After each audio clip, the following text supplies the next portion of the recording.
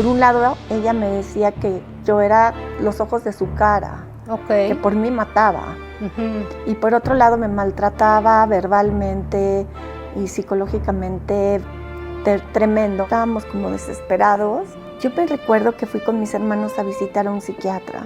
En ese entonces no nos explicó que era un trastorno borderline ni nada, pero me recuerdo que nos dijo, o sea, ¿qué podemos hacer y eso? Nos dijo nada. Eso que dices es lo que llamamos la zona de confort, ¿no? Cualquiera creería que en mi zona de confort estoy bien, estoy cobijada, pero no. Es muy importante aprender a hacer un análisis de mi pensamiento antes de dejarme invadir por ansiedad, por tristeza, por ira. Eso que me estoy diciendo, ¿qué tanto es verdad? En este capítulo platicamos con Victoria Chicurel, autora del libro Mi mamá me ama, cómo vivir y sobrevivir a una madre borderline. Victoria creció con una mamá con trastorno de personalidad limítrofe y hoy comparte cómo esa experiencia impactó profundamente su vida, su autoestima y sus relaciones.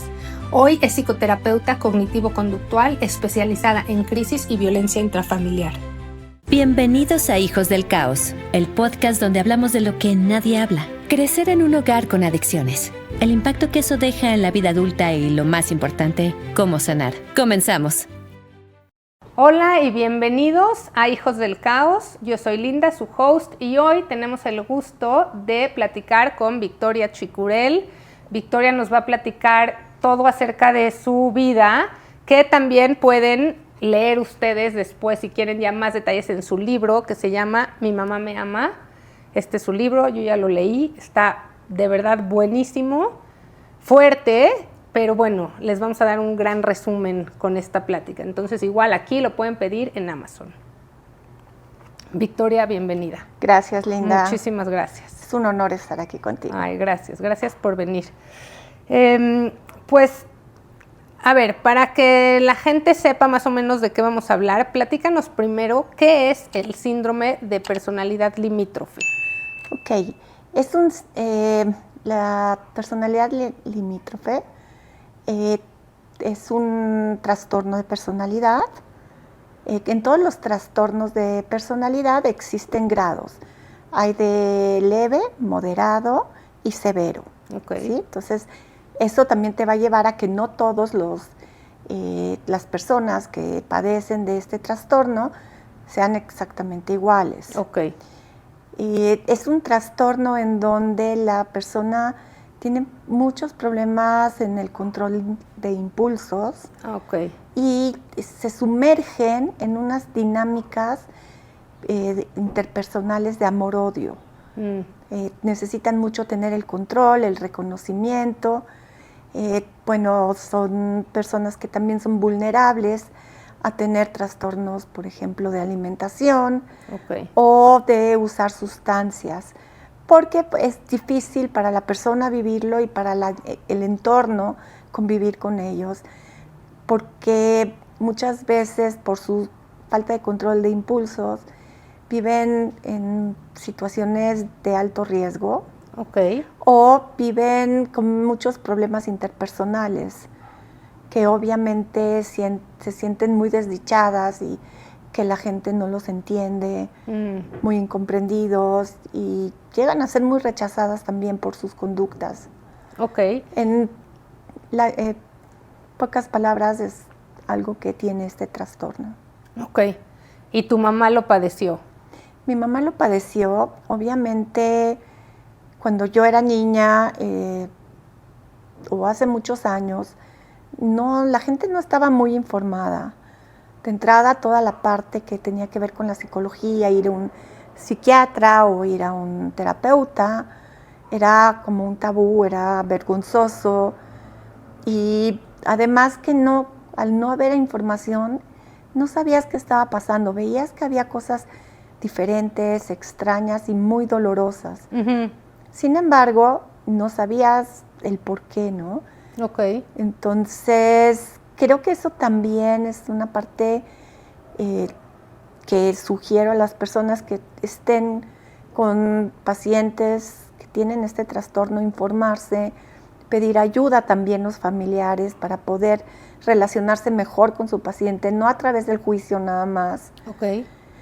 Porque si no, yo en lo personal no entendía nada, era una niña y tenía una mamá sumamente impulsiva y pensabas pues que así me tocó.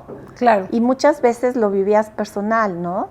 Mi libro se llama Mi mamá me ama porque por un lado ella me decía que yo era los ojos de su cara, que por mí mataba. Uh-huh. Y por otro lado me maltrataba verbalmente y psicológicamente tremendo. Entonces este doble mensaje también era muy esquizofrenizante, ¿no? Muy confuso y no entendías nada. Y cuestionarte por qué tu mamá no te quiere es muy duro cuando eres un niño. Claro. Y es algo que además cuando vives con pacientes como estos, muchas veces lo vives en soledad como niño. No lo comentas, no lo platicas, porque es muy vergonzoso. Claro. Sí, eso yo creo que le pasa a todos los hijos del caos, que yo creo que lo que he notado como un denominador con la gente que hemos invitado y otras personas que he conocido es que más que el trauma, aunque el trauma es muy doloroso, es quedarnos solos con el trauma, es quedarnos con ello guardado como si fuera un secreto que nos vamos a morir si lo revelamos. Entonces hay que vivir una doble vida, ¿no? Como que llegar a la escuela y sonreír y parecer que somos niños normales, felices, amados, y pues llegar a la casa y saber que no es nada de eso, no se percibe como una realidad. Totalmente de acuerdo, Linda. Entonces, eso es por un lado, o sea, como doble vida, uh-huh. Y también siempre estar en la incertidumbre, ¿no? Claro. De no saber cuando llegues a la casa a quién te vas a encontrar, sí. ¿no? Cómo está la situación, porque como estas personas con este trastorno también son muy volubles. Okay. Entonces pueden estar súper bien y felices y de repente una palabra que les lastimó, que la interpretaron de cierta forma porque ni siquiera quisiste decir eso, y con eso basta para que se haga un manicomio, ¿no? En ese momento. Sí. Entonces todo el tiempo también estás cauteloso, hipervigilante, es muy violento para tu autoestima. Claro. Entonces es muy desgastante y por supuesto que trae muchas consecuencias. Claro, sí, como cualquier caos. Oye, Victoria, o sea, yo no sé si soy yo o es que no se escucha mucho de este trastorno, o sea, también le llaman borderline. Yo creo que eres la segunda persona que escucho que tiene alguien en su familia con este trastorno. Y por lo que yo leí de tu libro, como que se me asemeja mucho a la vida que tuvo una persona a lo mejor con una mamá narcisista, pero ¿hay algo de similitud o no? Mira, exacto por qué se da el trastorno todavía no se sabe. Okay. Yo creo que es multifactorial. Como te he contado, mi mamá también viene de un caos, ¿no? Uh-huh. Mis abuelos eran inmigrantes de Polonia. Okay. Mi mamá ya nace en México, pero sus hermanas en Polonia. Okay. Y se llevaban muchos años entre ellas. Entonces sucedió que la hermana mayor de mi mamá se casa con un señor que no le dio una buena vida, pero en una ocasión fue con mi abuela y le dijo que si le podía dejar a la bebé. Tenía 2 niñas, Linda. Okay. Una era de 2 años y medio, sí. Y la bebé tenía 6 meses. Mi mamá en ese entonces tenía 5 años, o sea, era una tía de 5 años de una niña de 2 y medio y una de 6 meses. Wow. Entonces, el esposo tenía que ir a Acapulco algo del trabajo y le pidió mi tía, la hermana de mi mamá, a su mamá que le cuide a la niña de 2 y medio. O sea, a sus nietas iba a cuidar. A su nieta. Sí. Y que a la bebé, pues se le iba a llevar. Okay. Entonces se van a Acapulco y la versión que yo siempre escuché es que para bañar a la bebé, la dejó en la cama y desinfectó con alcohol. Y la tina y se prendió. Y entonces mi tía se quema. Uf. Y creo que después de 1, 2 o 3 días, yo no sé, fallece y eso es una tragedia terrible. Y antes de fallecer, le pide a mi abuela que no dejara a sus hijas, que ella las criara. Entonces mi abuela, que ya pues, no era tan joven, no tenían una buena posición económica, se queda con una hija adolescente y una niña de 5 años y le llegan una de 2 y medio y una bebé de 6 meses. Que son sus nietas y ahora van a crecer como sus hijas. Entonces ahí también en mi familia hubo esto donde se saltan las generaciones. Claro. ¿No? El lugar que cada quien le corresponde. Porque estas 2 niñas se convierten en hijas de mi abuela y en hermanas de mi mamá. Sí. Pero en realidad eran las sobrinas de mi mamá y las nietas de mi abuela. Sí. Entonces todo eso viene a traer una alteración en el sistema. Ok. Ahí tu mamá empieza con su caos. Bueno, o contribuye a su caos. Era un caos, era una tragedia. Y después de la tragedia era una invasión también, me imagino, ¿no? Sí. Sí, ella la chiquita y claro. Luego vienen otras 2 niñas en donde captan la atención. Al tener pocos recursos también era más difícil. Y yo creo que de ahí se empieza a desarrollar este trastorno. Ok. Me imagino que para ella también fue muy difícil y doloroso.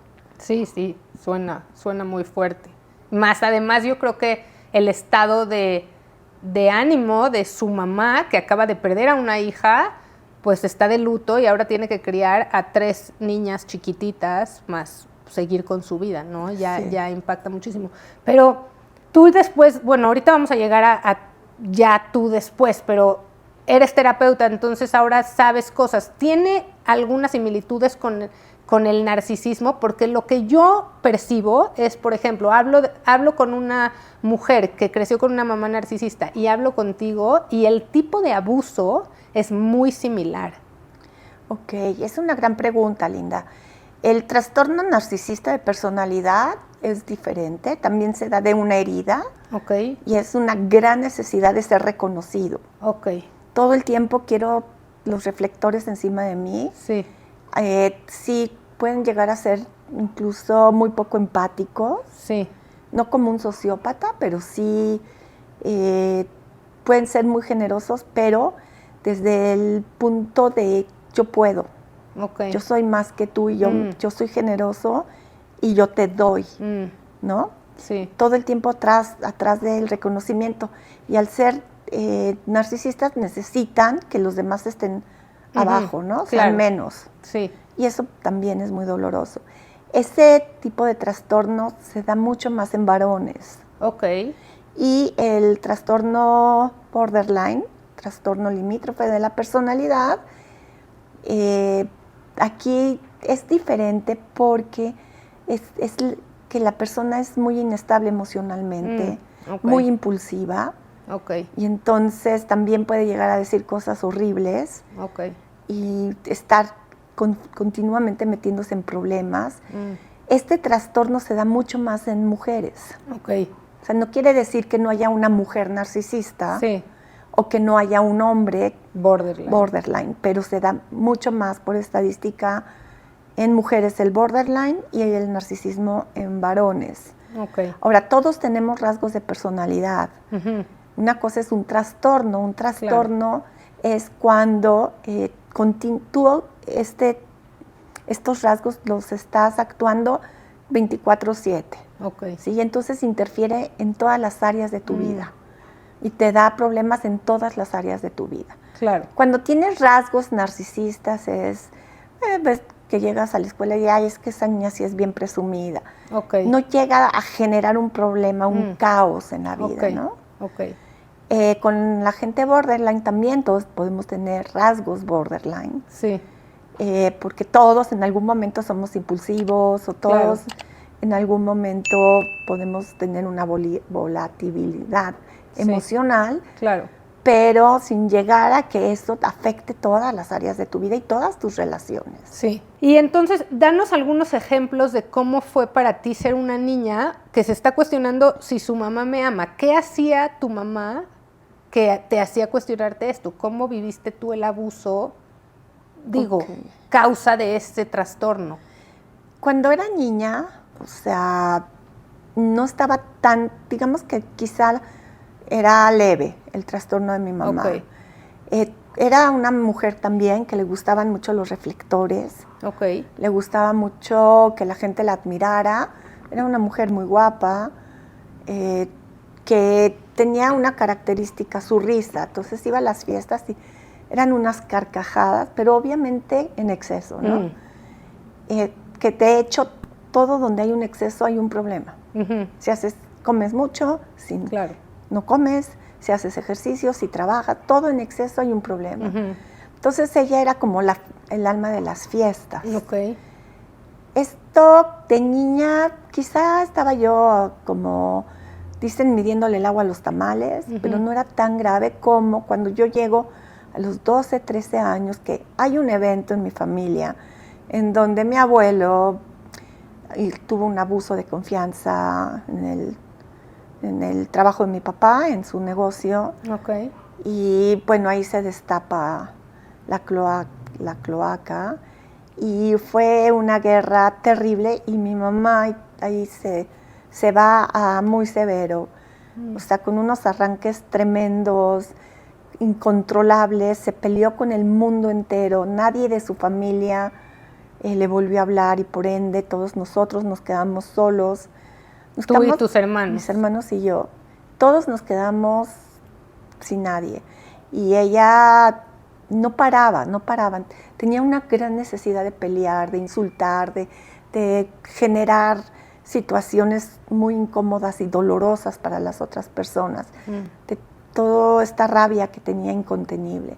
Pero pues nosotros no sabíamos que había este trastorno. O sea, no estaba diagnosticada. No estaba diagnosticada. Entonces la gente podía pensar como, ¿qué le pasa a esta señora? Es insufrible. Okay. Entonces sí, tenía muchos problemas y de ahí se empezó a volver una madre muy castrante, muy difícil, que todo el tiempo me juzgaba, que todo el tiempo se burlaba, pero el mensaje es, tú eres los ojos de mi cara, ¿no?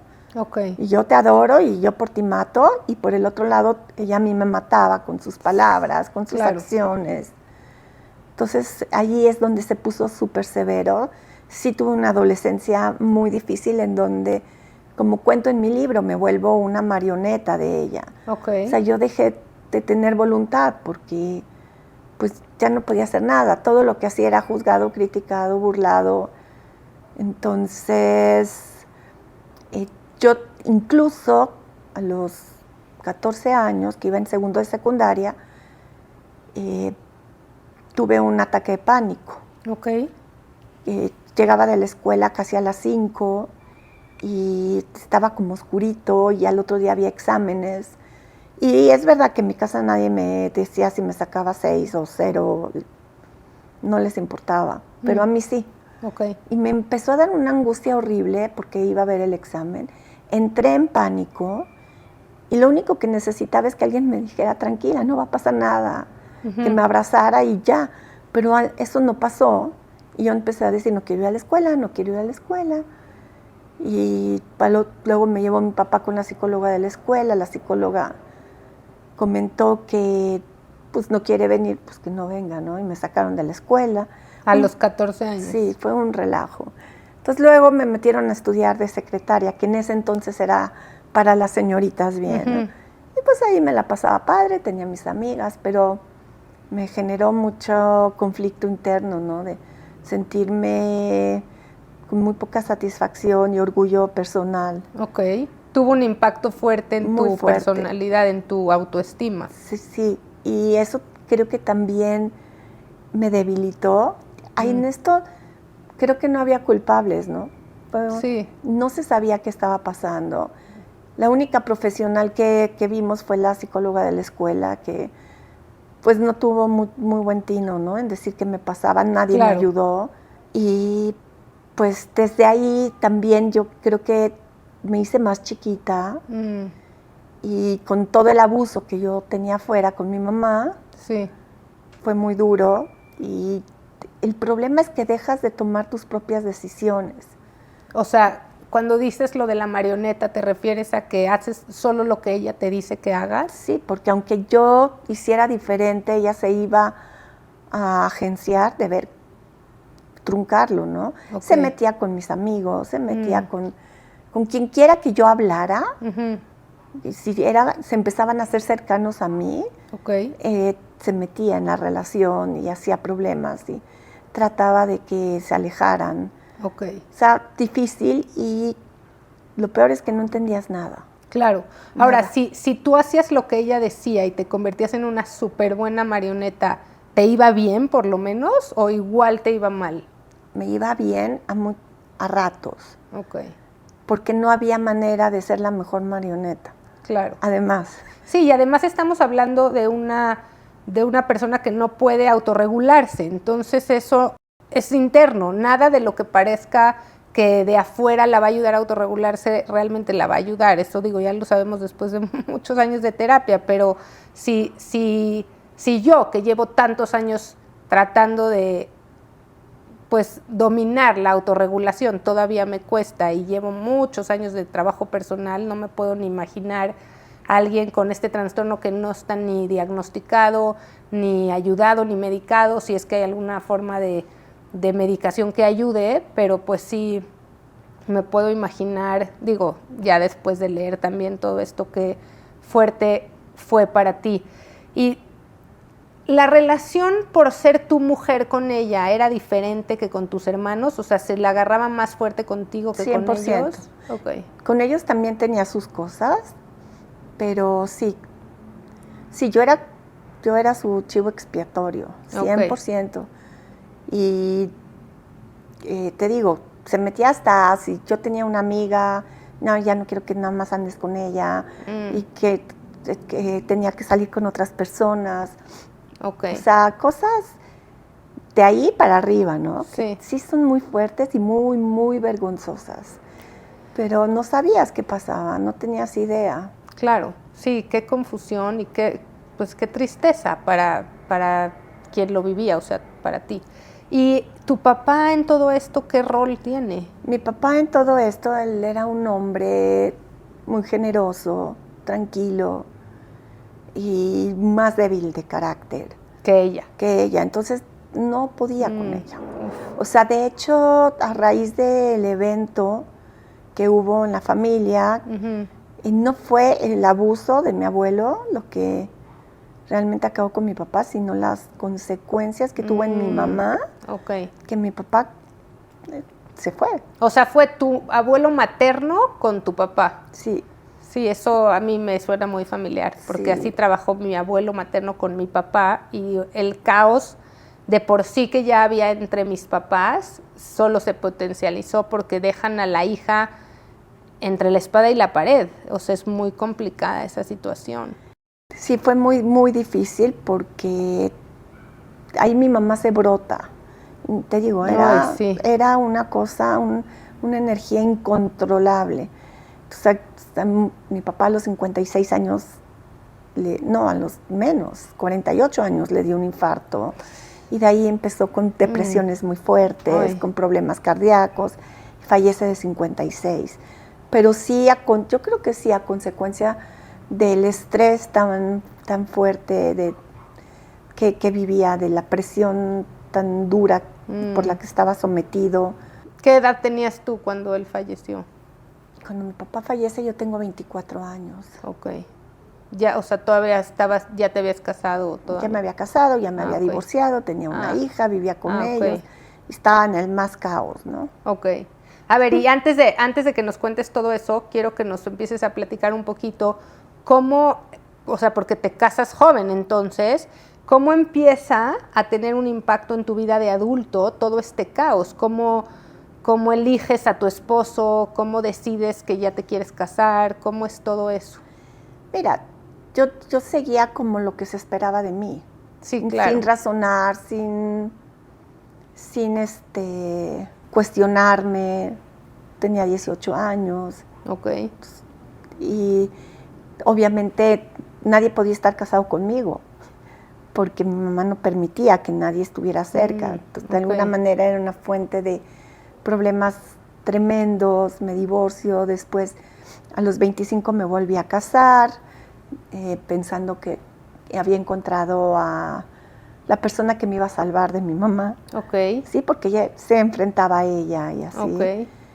Pero pues me di cuenta que lo único que hice fue repetir, ¿no? Claro. O sea, mi segundo esposo no era borderline, pero tenía muchos problemas de personalidad.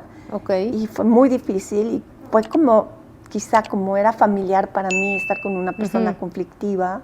Claro. Entonces vuelvo a un ambiente muy difícil y violento.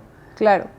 Que eso es algo que me gusta enfatizar siempre, que es algo importante entender, que la mente se acostumbra a lo que sea que está viviendo y prefiere la seguridad de eso, aunque sea muy peligroso e inestable, que lo incierto de a lo mejor algo bueno, ¿no? Y por eso se repiten tanto los patrones hasta que alguien decide pues trabajarse y empezar a cortarlos y liberar un poco 100% hacia abajo. Eso que dices es lo que llamamos la zona de confort, ¿no? Cualquiera creería que en mi zona de confort estoy bien, estoy cobijada, pero no. En confort. Estoy en confort porque es lo que conozco. Claro. Y adentro de la zona de confort no va a crecer nada. Claro. Tienes que sacar la cabeza y te tienes que atrever. Y la palabra que a mí me ayudó es ser valiente. Sí. Y arriesgarte y van a venir posibilidades. Pero cuando hay mucha violencia en tu vida, el problema también es que tú te haces pequeñito. Claro. Pequeñito. Entonces, muchas veces dices, pero ¿cómo esta señora está con este tipo? Ya le dejó un ojo morado, ya le ponchó un pulmón y ahí sigue. Es muy difícil, por eso no hay que juzgar. Claro. Porque te quitan la voluntad, te secuestran, es un secuestro emocional, en donde vives en pánico y muchas veces generas una adaptación paradójica, ¿no? ¿Qué es eso? Eso es como, se me fue la palabra, cuando te secuestran y te enamoras del secuestrador. Ah, sí, el síndrome de Estocolmo. Ajá. Ok. Entonces vives, también te vuelves codependiente. Claro. Si me dio una sonrisa, ay, ya. Claro, ¿no? claro. Entonces se vuelve un infierno y poder salir de ahí es muy difícil porque es como una adicción. Claro. Ok, entonces, a ver, en recuento, 18 años te casas con el primero, tienes una hija y después te divorcias. Y a los 25 te casas con esta segunda persona y tienes otros hijos. Tengo otro hijo. Otro hijo. ¿Y cuánto tiempo duras con él casado? 25 años. Ah, wow. Sí. ¿Y al primero lo vuelven a ver? ¿Es papá presente o no? Él se fue a vivir fuera de México y no. Okay. Y con el segundo, pues ya, eran todos grandes. 25 años. ¿Y cómo, o sea, esos 25 años vives en más caos? ¿Y cómo despiertas? ¿Cómo sales? ¿Qué pasa que te hace decir ya? Esos 25 años vivo en más caos y cada vez me vuelvo más pequeña, mi fortaleza interna y mi seguridad, ¿no? Y lo más triste es que ese caos lo llevé a mis hijos. Claro. Sí. Eso, vamos a decir, es lo que más me duele de toda la historia. Sí. ¿Cómo despierto? Cuando mi mamá fallece, fue ya como el clímax de ¿Cuántos años humillaciones. tenías? Yo tenía 46. Ah, ya, grande. 47, sí. Ok, y perdón, antes de que nos cuentes cómo fallece tu mamá y eso, ¿cómo siguió la relación con tu mamá ya después casada? Tú, o sea, tenías a tu esposo que pues era un caos, y ¿cómo era con tu mamá? ¿Y tenías algo bueno? Mi mamá, si había una cena familiar o algo, siempre acababa pésimo, entonces ya nadie quería ir, siempre acababa en pleitos. ¿Ya vivía ella solita? Sí. Entonces, en alguna ocasión estábamos como desesperados. Yo me recuerdo que fui con mis hermanos a visitar a un psiquiatra. ¿Qué hacíamos, no? Y en ese entonces no nos explicó que era un trastorno borderline ni nada, pero me recuerdo que nos dijo, o sea, ¿qué podemos hacer y eso? Nos dijo nada.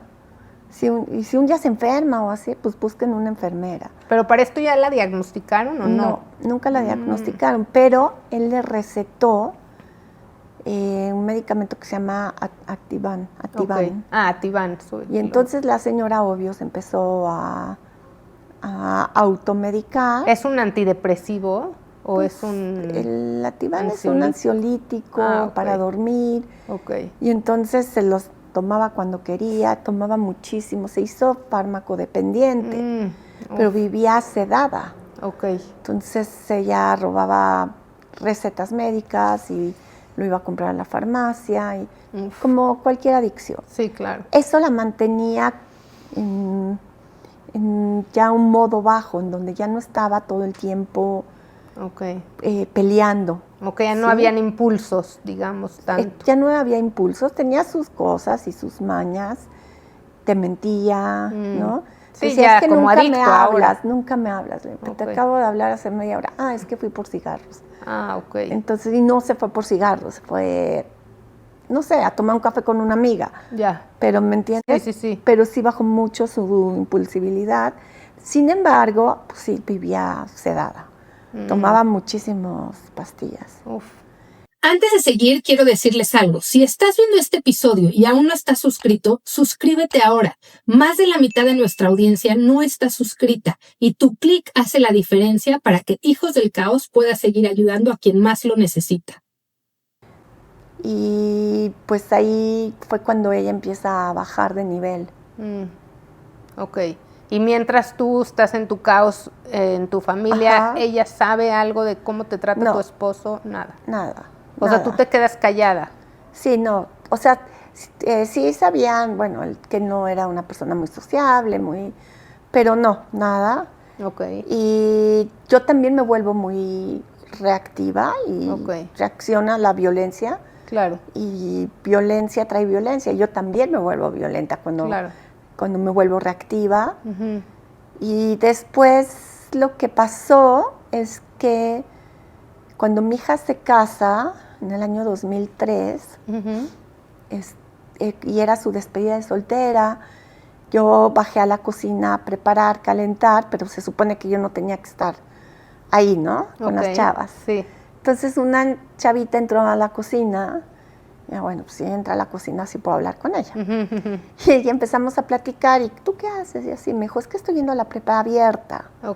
Ay, ¿cómo es eso? Y no sé qué. Entonces ya me explicó, y yo digo que el tiempo de Dios es perfecto, estoy más que convencida. 100%. Y dije, qué interesante. Entonces, casualmente, poquito tiempo después, yo vivía en la Herradura. Y en la entrada de la Herradura estaba un letrero que decía secundaria para adultos. Por la Comercial, yo por me acuerdo, Comercial. yo también vivía en la Herradura. Sí, me acuerdo. En Riondo, en la iglesia. Ajá, en la iglesia. Entonces dije, ay, qué buena onda, voy a ir a preguntar. Y ya fui y me dijeron, tienes que venir los miércoles a un propedéutico. Y no sé qué, yo sí voy a ir. Y fui, estuve, no sé, en el propedéutico, no me acuerdo si 1 mes o 2 meses. Y luego dijeron que iban a venir de la SEP a hacer un examen para ver cada quien qué le falta, qué tenía que hacer, para ver en qué secundaria, en qué grado, ¿no? O sea, yo tenía calificaciones de primero secundaria y algo de segundo, pero no acabé segundo. Hicimos los exámenes y luego ya me hablaron y me dijeron, felicidades, acabaste la secundaria. Sí, ¿es en serio? Sí. Pues gracias. Entonces fue así súper rápido y entré a la prepa abierta. ¿Y seguías casada? Seguía casada. ¿Y él no te decía nada o no? No. Entró a la prepa abierta y al mes me enfermé. ¿De qué? Me dio el primer brote de esclerosis múltiple. Y no hay nada que lo compruebe, pero yo sí pienso que viví bajo tal estrés tan continuo que por eso me enfermé. Mi sistema nervioso reventó. Claro. Tuve un brote muy fuerte al mes de haberme inscrito, pero como te digo, el tiempo de Dios es perfecto. Sí. Si no me hubiera inscrito en la prepa, no hubiera ido. Claro. Pero como ya me había inscrito, ya había ido 1 mes, me enfermo, estuve hospitalizada, me tuve que recuperar, pasaron como 2, 3 meses y volví. Claro. Y entonces en 1 año acabé la prepa. Y ya me fui a estudiar psicología. Wow. Y ahí empecé a entender. Ahí empezaste a entender lo que viviste como niña, lo que tu mamá tenía, por qué repetiste. Ahí empecé a entender a través de la información. Por eso, de verdad es bien importante que la gente que está sufriendo de un trastorno o con un familiar que tiene un trastorno, informarnos, ver cuáles son las herramientas que podemos adquirir para poder vivir de una mejor manera, ¿no? Claro. Esos trastornos no se van a quitar, pero sí se pueden mejorar, sí se pueden aprender a manejar de una mejor forma, tanto la persona que lo padece como el ambiente que lo rodea, ¿no? Sí. Y creo que ese es el objetivo de este libro, realmente, no hablar de mi mamá, sino contar mi historia para saber que nunca es tarde. Si yo empecé a estudiar la prepa a los 46 o 47 años. Wow.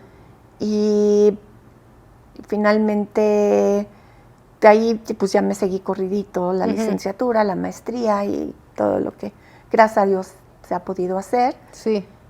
Y nunca es tarde, siempre se puede mejorar. Y aunque ya hayamos mejorado, Linda, siempre hay espacio para mejorar más. Siempre. Y para convertirte en esa persona que de verdad quieres ser, ¿no? Para quitarte muchas creencias contraproducentes que no nos sirven. Sí. Para generar cambios internos, porque nadie va a cambiar, el que tiene que cambiar es uno. Claro, sí, lo de afuera no es lo que nos va a determinar nuestro bienestar, aunque equivocadamente mucha gente cree que cuando se case, que cuando tenga hijos, que cuando consiga el trabajo, que cuando tenga más dinero, pero pues todo eso puede pasar y seguimos sintiéndonos igual de mal si no se hace el trabajo interno. ¿Y cómo fue para ti? Dices que desde que te sacaron de la escuela y todo eso te empezaste a hacer chiquita, y obviamente pues independientemente del abuso, no tenías nada tuyo en tu vida, no eras fuera de tus hijos, o sea, no tenías hobbies, nada de esto como que te construyera. Entonces, ¿cómo sientes que empezaste a cambiar y a autoconstruirte con tus diplomas, con tu conocimiento, con tu entendimiento? Wow, una gran pregunta. Y es paradójica. ¿Por qué? Me tuve que enfermar. Ah, wow, también. Obviamente cuando me enfermo y hay una sospecha de que fuera esclerosis múltiple porque no se diagnosticó tan fácil, tenía pánico. Y lloraba y decía, ¿qué va a pasar? Pero cuando lo acepté, si estoy enferma y lo que venga, pues lo voy a enfrentar. Y tuve fe en Dios.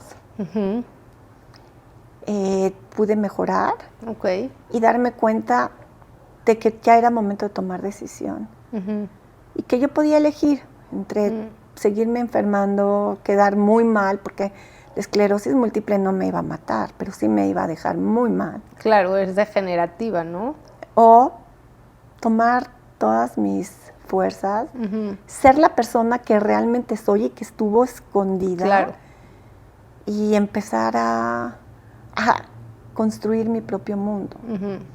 Y entonces sí debo reconocer que fui muy afortunada porque la esclerosis múltiple me ha tratado bien, en lo que, o sea, tengo mis cositas, pero me ha tratado bien, en que tenía un seguro médico que me daba mi medicamento porque es muy caro. O sea, eso tuve mucha suerte, pero vino a mi vida, en vez de quitarme la vida, Linda, a regresarme la vida. Ese fue el parteaguas. Y es impresionante como dos cosas que quiero decir. Primero que nada, todo lo que nos guardamos, o sea, estas emociones que vamos almacenando desde niños, del caos, después de repetir los patrones en el matrimonio, en la familia, no van a desaparecer por no expresarlas y por guardárnoslas. Y es muy importante también reconocer que cuando buscan salir, casi siempre la única manera de salir es a través del cuerpo, y esto es la causa de muchísimas de las enfermedades, o casi todas las enfermedades, viene de la emoción. Entonces, sí se puede muchas veces pensar que hay curas milagrosas, pero realmente, además del tratamiento médico, es el trabajo interior que, como dices, a ti te salvó, pero no todo el mundo lo ve así, no todo el mundo ve las enfermedades como una llamada de atención, de decir, despierta y siente lo que estás evadiendo, lo que rechazaste o lo que suprimiste o reprimiste toda tu vida, ¿no? Entonces, como que ese es un mensaje muy positivo que podemos dejar, que es, si tienen algún padecimiento físico fuerte, pues hagan también el trabajo interior de ver cómo pueden mejorar emocionalmente, ¿no? Y por otro lado, como dices, es seguir buscando y avanzando sin importar la edad, porque también, no, ya estoy muy grande, mis hijos ya van a la escuela y ya tengo nietos, ¿y qué importa, no? ¿Qué importa? Porque la vida puede darnos muchas sorpresas y podemos ser muy longevos si estamos haciendo algo que nos gusta, si nos apasiona, si somos felices, y eso, pues sí, viene de adentro, pero claro que ayuda a poder vivir una vida 100% de propósito y hacer algo que nos gusta. Y en esto de la aceptación, hablaste de la aceptación, ¿cómo llegas a eso? Porque creo que eso es algo que a la mayoría de la gente le cuesta, porque nuestro instinto es la resistencia, ¿no? Entonces te enfermas con algo fuertísimo que te puede arruinar la vida por completo. ¿Y qué tiene que pasar adentro de ti para decir, venga, esto es lo que es, lo acepto? Bueno, como todo es un duelo, la pérdida de la salud, okay, y ver cómo te puedes perder a ti mismo, ¿no? Sí creo que la fe. La fe. Sí creo. Yo no soy una persona religiosa, pero sí creo en Dios. Ok. Y la fe. Y esta fe. Y no pelear con el hecho. Ok, claro, que es aceptarlo, ¿no? No pelear con eso, es aceptarlo. Y dime una cosa, porque es muy interesante la fe, y lo platico mucho con los alcohólicos porque pues es lo que los salva, ¿no? Y es mucho del programa de Alcohólicos Anónimos, es la fe. Si no quieres creer en Dios, crees en el grupo o en la silla, si quieres, pero es fe de que algo más fuerte que tú te va a ayudar. ¿Tú descubriste que tenías fe, encontraste la fe o tenías fe desde niña? Porque a mí algo que me pegó de grande fue darme cuenta que no tuve eso de niña, que estaba yo tan sola que haber tenido fe me hubiera ayudado de alguna manera y no lo tuve. ¿Cómo fue para ti eso? Yo pienso que siempre tuve fe. Okay. Y tuve la fortuna de estar yendo un tiempo a clases de Torah. Okay. Te digo, yo no soy religiosa, no soy observante, pero el escuchar, el dar y hacer el análisis interno, ahí me ayudó. Y cuando fui a mi primer resonancia magnética, que duró 3 horas, y nadie me dijo.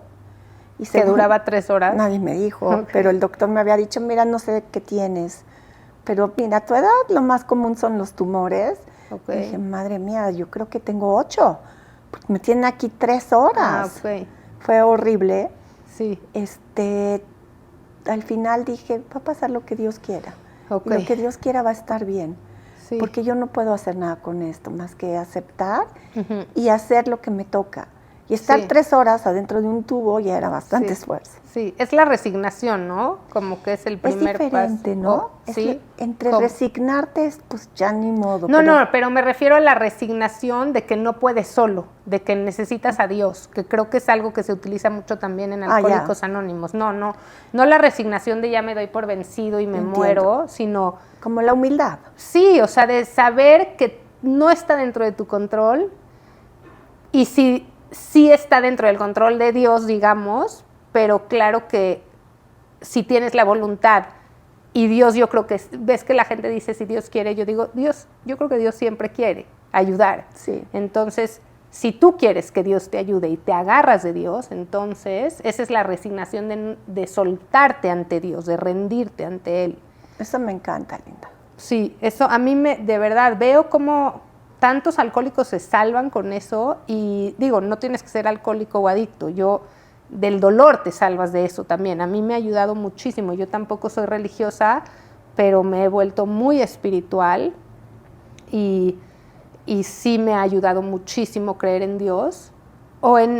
Yo le digo Dios, pero es ya mi comprensión de Dios. Y cuando la gente le choca, no de chocar de que te cae mal, sino como que te hace resistencia a la palabra Dios, digo, piensen en lo que sea que no sea ustedes. Cualquier cosa más grande que ustedes. Puede ser el amor, que de hecho pues Dios es puro amor, pero amor de A mayúscula tampoco sé cómo explicarlo. Eso me encanta lo que estás diciendo, y creo que sí es fundamental, y por supuesto en terapia la gente que tiene fe tiene mucho mejor pronóstico. Y no porque le quieras dejar todo a Dios y que un pensamiento mágico de que yo no soy responsable de nada. Sí, no. Sino tú haz lo propio y lo demás que no te corresponde, que no está en tus manos, que no tienes el control, puedes soltar y confiar. Exacto. Es confiar en la vida, en el universo, en un poder superior, en Dios, en como cada quien le pueda vivir y sentir, ¿no? Totalmente. Y cuéntanos cómo llega a ti la idea de escribir este libro. ¿Cómo dices, quiero contar esta historia? Yo sé que obviamente pues para esto entonces ya tienes muchísima comprensión y quieres que la gente sepa que la comprensión los puede salvar. ¿Cómo le haces para escribir esto? Siempre decía como, un día voy a escribir un libro. Okay. Pero yo no sé escribir, yo no soy escritora, entonces, ¿cómo voy a escribir un libro? Sí. Pero sí, en una ocasión, mi querida amiga Silvina Bucci, que es mi socia, sí, no, anímate, y así. Ella estaba escribiendo uno. Ok. Dije, bueno, voy a intentarlo. Era difícil también porque no es nada más mi historia. Es de tu mamá. De mi mamá y de mis hermanos. Claro. Y de mi papá entonces también, Sí. Pero un día dije, ¿por qué no? Okay. Voy a intentarlo y va a salir como tenga que salir. No pensaba hacer un bestseller. Okay. Pienso, es algo que si alguien, con una sola persona que lea la historia y que lea, que sepa que hay caminos, me doy por muy bien servida. Okay. Entonces lo empecé a hacer así y salió. Qué bueno, y está bueno, de verdad se los recomiendo como algo informativo, realmente, digo, además de pues conocer tu historia, que es interesante y fuerte y dolorosa, pero como Hijos del Caos, de verdad, a todos los Hijos del Caos se los recomiendo mucho, léanlo, porque incluso si no es el mismo caos, que es lo que suele suceder, no es el mismo caos, hay muchísimas cosas en las que tenemos esas semejanzas, que son también yo las identifico como las 14 características de la personalidad del hijo del adicto, que lo viene de Adult Children of Alcoholics, pero que ya lo abrieron o cualquier otra persona que vivió en una disfunción emocional. Y entonces, para empezar a cerrar, Victoria, con tu conocimiento, diles más bien, ¿cómo puede alguien detectar si su ser querido, sea su mamá, su papá o sus hijos, chance tienen este síndrome? O sea, porque pues como que puede pasar desapercibido por somos humanos y se pone de muy mal humor, pero pues es un extremo. Entonces, ¿qué debería de hacer alguien? Yo creo que obviamente los papás tienen mucho más herramientas que si eres hijo, pero ¿qué pueden hacer, sea quien sea, para entender si esa persona que tiene tanta impulsividad a lo mejor tiene este síndrome de personalidad? Ok, es también una gran pregunta. ¿Qué pueden hacer? Cuando empezamos a observar que hay realmente excesos, recuerden, el exceso es sinónimo de un problema. Exceso en impulsibilidad. No es que un día estuvo de mal humor y le pegó a la pared, o sea, tienen problemas con el entorno, ya se peleó con el vecino, ya se peleó con el hermano, ya le gritó al perro, o viene, te abraza y te adora y en la tarde ya no te quiere volver a ver y te dice que eres la peor persona. O sea, va a haber incomodidades y va a haber situaciones extremas que cualquier situación extrema ya te prende un foco, una alerta, y ahí puedes consultar con un especialista de la salud mental y que te orienten. No siempre va a ser un trastorno de personalidad borderline, pero puede ser un trastorno sociópata, o puede ser un trastorno narcisista de la personalidad, o puede ser alguien esquizoide. Hay diferentes tipos de trastornos. Les repito, todos tenemos rasgos de personalidad de todos los trastornos, pero un rasgo de personalidad no es un común denominador en todas las áreas de tu vida, las 24 horas del día. Entonces, cuando ven que ya hay un exceso, es importante acercarse a un profesional de la salud mental, hacer una consulta, leer, informarse y leer de fuentes que son realmente confiables, ¿no? Y pedir orientación, para eso se está.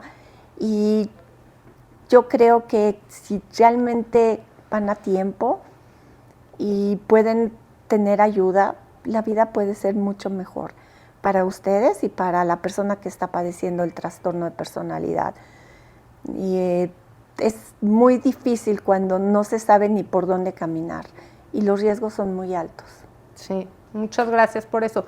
¿Y qué puede hacer? Ok, si ya se determinó, por ejemplo, que la persona tiene un trastorno o no importa. Si la persona víctima de esta otra persona ya entendió que a lo mejor su mamá o su papá sí tienen este rasgo de personalidad y ya no está dentro de su control ayudarlos, digamos que ya son adultos, ¿qué es lo que más les conviene? Porque mucha gente tiene como problema con la separación del vínculo de los padres, incluso si es abusiva la relación.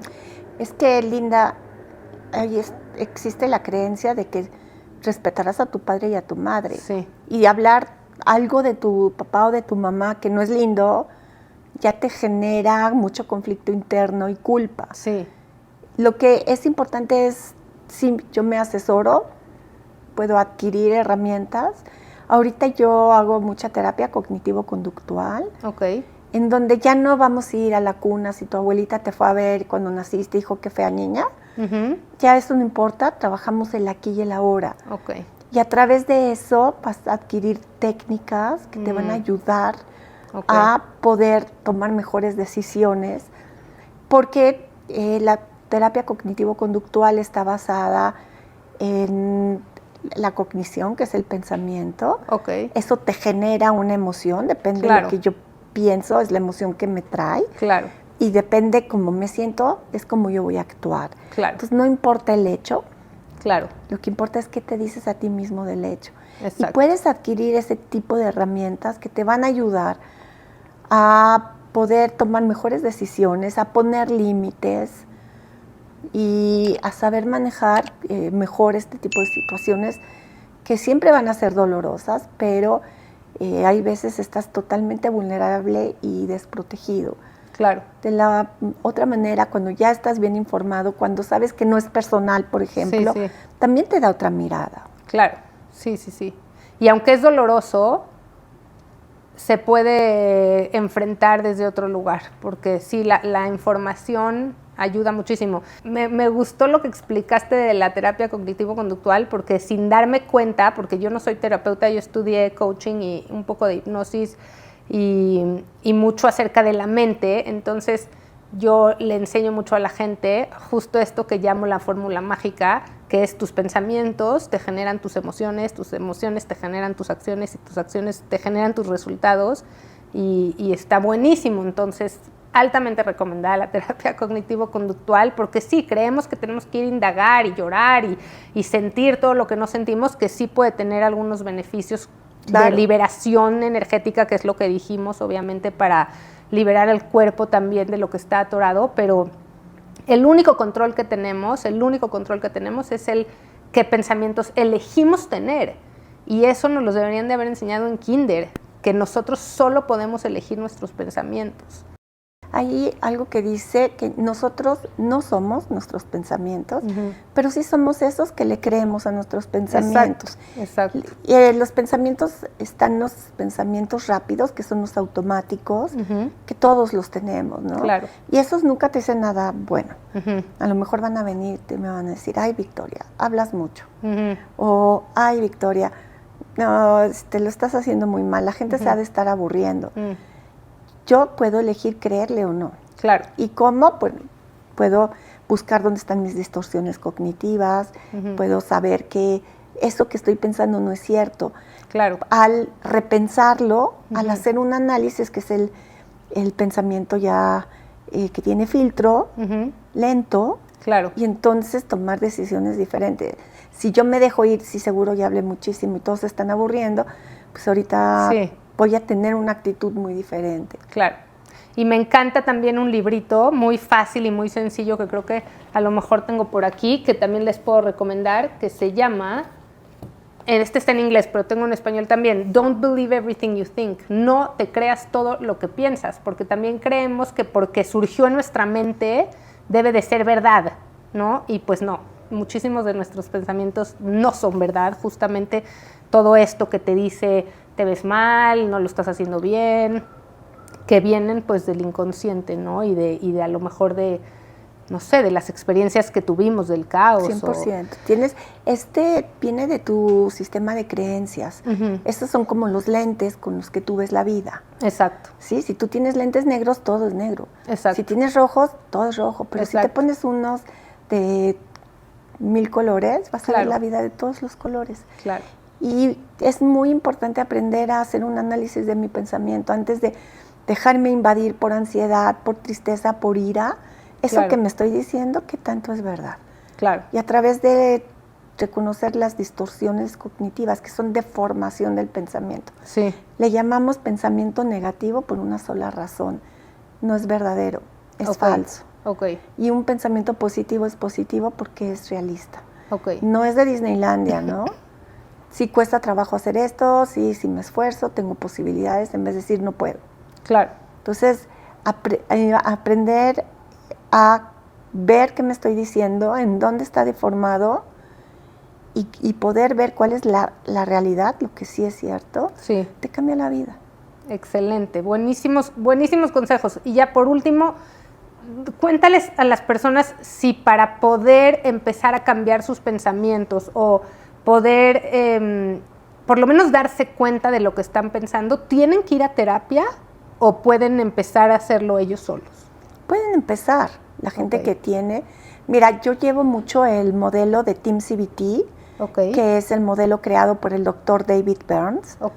Los pioneros de la terapia cognitivo-conductual son Albert Ellis y Aaron Beck. El doctor Burns aprendió con Beck y luego él hizo algo increíble que creó un marco teórico que eso enriqueció mucho a la terapia cognitivo-conductual. Están los libros del doctor Burns, que se llama uno Adiós Ansiedad. Y ahí tiene muchos ejercicios muy buenos. Y tiene otro que se llama Feeling Good, que es sentirse bien. Feeling Good tiene más de 6 millones de copias vendidas solo en Estados Unidos. Wow. Y está traducido a más de 30 idiomas. Y está comprobado que la gente que lo empieza a leer llega mejor a la terapia. Ay, wow. Entonces sí se puede.